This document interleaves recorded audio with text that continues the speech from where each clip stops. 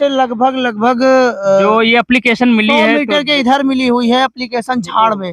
जो पहली एप्लीकेशन दी गई थी वो पुलिस वालों ने फाड़ के डाल दी थी। ये देखिए फटी हुई है, थोड़ा कैमरा ये देखिए, सब पूरा अलग है। और जिस तरीके से यहाँ से षड्यंत्र किया गया है वो काफी निंदनीय है।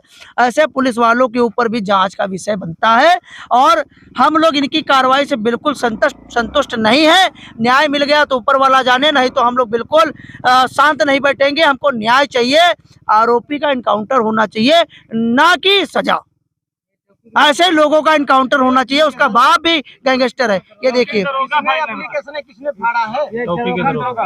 सबसे पहले यहाँ पे कल्ली चौकी की पुलिस आई होगी, उसने ही ये कृत्य किया होगा। कल्ली चौकी के जो चौकी इंचार्ज हैं, नाम क्या है भैया? उसका नाम तो हम जानते नहीं। इंचार्ज का नाम कोई किसी का पता नहीं पता। पीड़ित ने दिया था उस एप्लीकेशन को, पहली जो एप्लीकेशन थी उसको फाड़ के फेंक दिया। इसको फेंक दिया, ये झाड़ में मिला है। आप पीछे की लोकेशन देख लीजिए, घर तो बहुत दूर गाँव में, जहाँ पर बेटी की घुमा के देख लीजिए। काफी जा रहा है कि वो जो एप्लीकेशन पीड़ित परिवार में बहुलक क्षेत्र, सबसे बहुलक जनसंख्या राजपाशी परिवार की है। और पासी परिवार के साथ ये हो रहा है कि जो अशिक्षित परिवार है, पासी परिवार गरीब परिवार है, उसके साथ ये हो रहा है कि ओरिजिनल एप्लीकेशन फाड़ के फेंक दी जाती है। अपने मन मुताबिक एप्लीकेशन बना के शासन प्रशासन को आगे बढ़ाई जाती है, यहाँ के लोकल कर्मचारी व अधिकारियों के द्वारा, कल्ली चौकी के द्वारा। ऐसे लोगों के ऊपर तत्काल शासन प्रशासन कार्रवाई करे, नहीं तो ये बहुत निंदनीय है। आक्रोश और उग्र आंदोलन होगा। साथियों नमस्कार, मैं उपस्थित हुआ हूँ छावन में, जो मिश्रित क्षेत्र में पड़ता है। आज हमारी बहन बेटी जो सुरक्षित नहीं है, योगी सरकार में रेप करके उसको मार दिया गया है और ये जो नीम का पेड़ है इसमें लटका दिया गया था। अभी पीड़ित के परिवार से हम बात करते हैं और डीएनए की रिपोर्ट गई है, मेडिकल रिपोर्ट अभी आई नहीं है। डीएनए की रिपोर्ट जब आ जाएगी तब मालूम हो जाएगा उसमें रेप करके या कैसे क्या उनकी हत्या हुई है। अच्छा, आपका नाम क्या है? किशोर।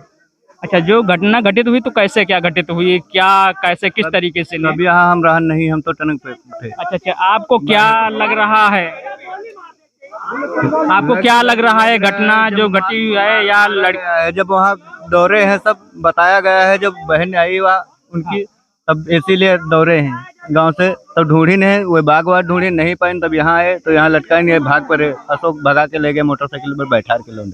अच्छा, चप्पल यहाँ पड़ी थी, एक चप्पल यहाँ पड़ी थी। देखिए चप्पल बता रही हैं वहाँ से। देखिए गन्ने के खेत से ने हम दिखा रहे हैं आपको अपने कैमरे के माध्यम से, जो गन्ना का खेत है यहाँ से ने लड़की को खींच करके, बताया जा रहा है खींच करके लोग लेकर गए हैं और फिर नीम के पेड़ पर उसको लटका दिया गया है।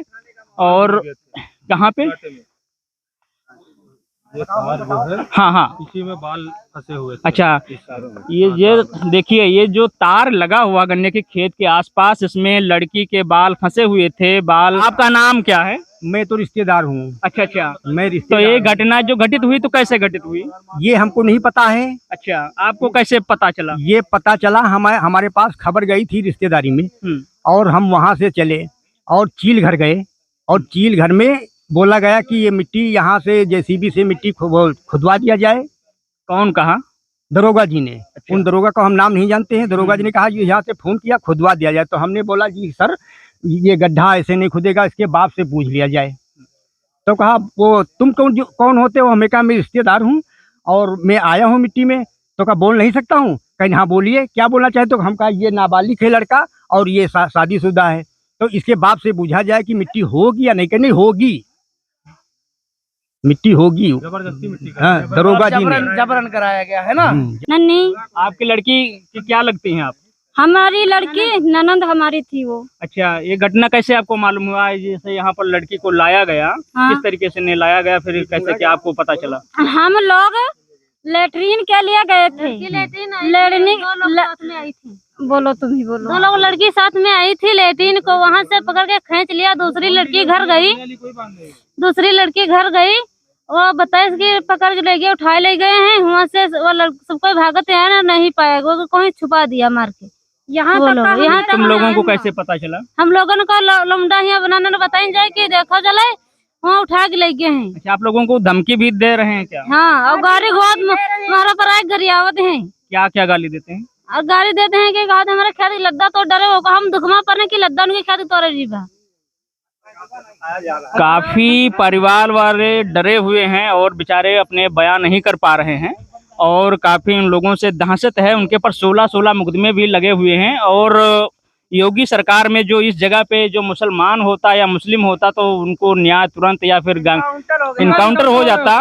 और आज तक देखिए पीड़ित के परिवार वाले बेचारे बोल भी नहीं पा रहे हैं, इतना डरे हुए हैं और बोले हैं जो हम बाहर निकल करके आएंगे तो फिर उन लोगों को मार देंगे। जान के इन लोगों की धमकी भी दी जा रही है। परिवार बेचारा काफी पीड़ित है।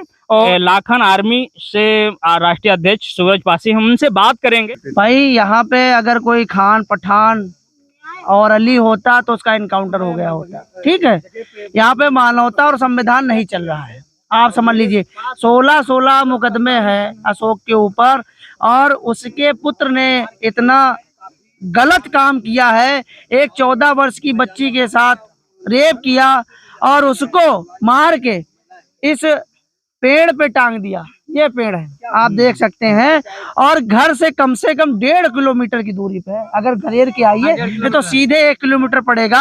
अगर उसको फांसी लगाना होता तो घर पे लगा लेती, अगर कोई पीड़ा होती तो घर पे लगा लेती, या थोड़ी बगल में जाती लगा लेती।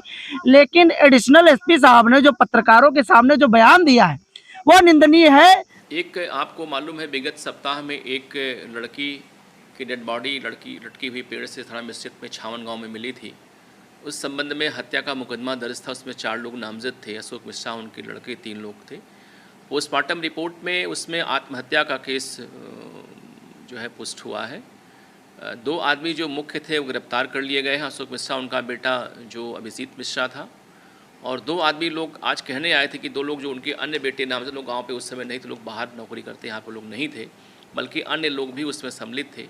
इन लोगों ने हमको तहरीर लिख के दिया है। हमने क्षेत्राधिकारी मिश्रित को मार किया, चूँकि वही इस केस के विवेचक है, और इसमें साक्ष्य के आधार पर आवश्यक विधिक कार्रवाई इसमें लोग करेंगे। इसमें चूँकि मामला एट्रॉसिटी संबंधित है और अनुसूचित जाति के व्यक्तियों को ऐसे मामलों में सरकार ने आर्थिक सहायता का प्रावधान किया हुआ है, तो मैंने तत्काल अभी इनके लिए दस्तखत किया है और विकास भवन में हम पेपर लेके भिजवाए हैं। इनको तत्काल कल ही प्रथम किस्त को सहायता की प्राप्त।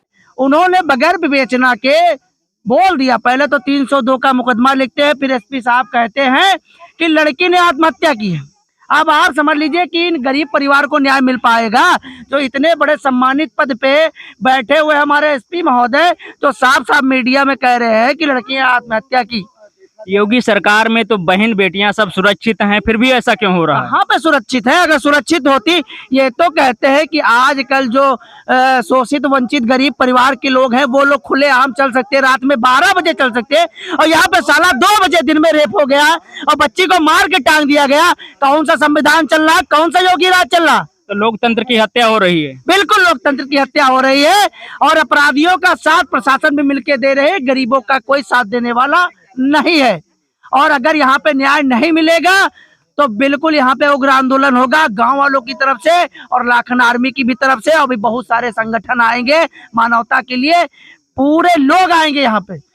जो 16 मुकदमा जैसे चल रहे हैं, गैंगस्टर का वो अपराधी है और उसके पर जो मुकदमा लगना चाहिए वो नहीं लगे हैं, तो उस पर क्या कहना चाहिए? होना चाहिए ऐसे लोगों का। पहली बात, ऐसे लोगों का इनकाउंटर होना चाहिए। जब योगी जी के शासन काल में 18, 20 मुकदमा, इतने बड़े बड़े मुकदमे हैं, और उसका बच्चा जो भी माफिया प्रवृत्ति का है, छोटे छोटे बच्चे कह रहे हैं कि भैया पूरे गांव में दबाव बना के ये लोग रखते हैं, और जिस तरीके से बच्ची को मार के खींचते हुए यहाँ तक लाया है, ऐसे व्यक्ति को जेल में डाल के 1-2 साल बाद रिहा करके और दूसरा क्राइम करने के लिए छोड़ दिया जाएगा। हम तो यही कहते हैं, ऐसे व्यक्ति का तत्काल इनकाउंटर होना चाहिए, ना कि सजा। तत्काल गोली मार के खत्म कर देना चाहिए ऐसे लोगों को जो 14 साल की बच्ची के साथ गलत काम करते हैं, रेप करते हैं और उसको मार के ऐसे पेड़ों में टांग देते हैं। तो उनको जीने का कोई अधिकार नहीं, फांसी हो या इनकाउंटर हो। तो योगी राज में कहते हैं बेटी बचाओ बेटी पढ़ाओ, तो वो तो नारा देते हैं। अब क्या बताया जाए कि योगी राज में क्या हो रहा है? आप देखिएगा, प्रशासन कहीं कहीं पे पैसे का काम, गरीब की कौन सुनता है? अगर ये पैसे वाले होते इनका काम तड़ातड़ होता, लेकिन गरीब की कौन सुनेगा? आप बताइए। मगर उनके घर पर देखा जाए जो अभी पुलिस की तैनाती है, सुरक्षा प्रदान कर रहे हैं, उस पर क्या कहना चाहेंगे आप? देखिए जो आरोपी है उसको सुरक्षा दी गई है, जो पीड़ित है उसको सुरक्षा दी ही नहीं गई है। ये बहुत निंदनीय है। पीड़ित को सुरक्षा मिलनी चाहिए और उसके घर से सुरक्षा व्यवस्था हटानी चाहिए, क्योंकि अपराधी वो है, ना कि पीड़ित परिवार अपराधी है।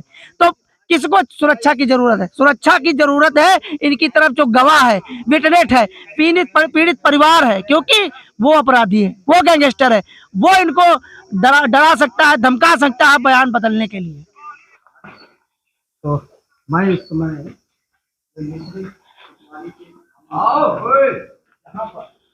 देखो ये सुरक्षा दे रहे हैं, सुरक्षा यहाँ पर प्रदान कर रहे हैं।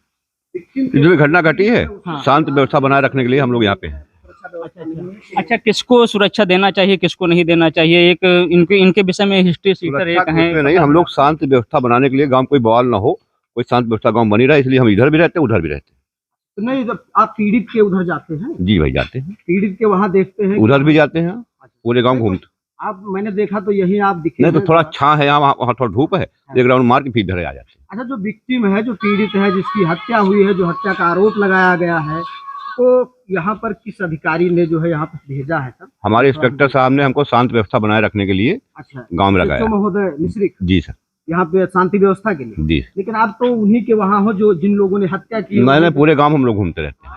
प्रशासन का कहना है कि मैं पीड़ित के भी घर तरफ जाता हूँ और यहाँ भी जी भाई, यहाँ भी रहता हूँ और पीड़ित की तरफ जाता हूँ, लेकिन पीड़ित के घर वालों ने बताया कि यहाँ पर कोई सुरक्षा व्यवस्था नहीं है।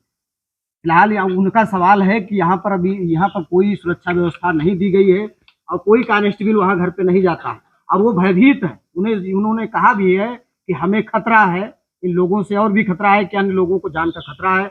इसलिए प्रशासन को इस पर ध्यान देना चाहिए कि जो विक्टिम है, पीड़ित है, उसके भी घर पे व्यवस्था की जाए, पुलिस की व्यवस्था की जाए, सुरक्षा जो है वहाँ पे दी जाए, ताकि पुनरावृत्ति ऐसी न हो और ऐसे जो अपराधी है इनको कड़ी से कड़ी सजा दी जाए। कोई व्यक्ति आता है यहाँ पे? नहीं, कोई नहीं आता, आते हैं चले जाते हैं उधर बस। अच्छा, आपके घर पे कोई हालचाल लेने आता है? कोई नहीं, मगर वो तो लोग कह रहे हैं, वो तो कहबे करी हैं, इधर से आते हैं और चले जाते हैं, बस निकलते चले जाते हैं बस। ये भी नहीं पूछते आप लोगों का क्या हाल है। अच्छा, उन्हें ये भी पूछना चाहिए कि क्या हाल है इन लोगों का। ये कुछ नहीं पूछते, फिलहाल में ये झूठ बोल रहे हैं, कोई यहाँ देखने नहीं आता। मगर वो लोग कहते हैं हम पूरे गांव में। उनका कहना सब गलत है।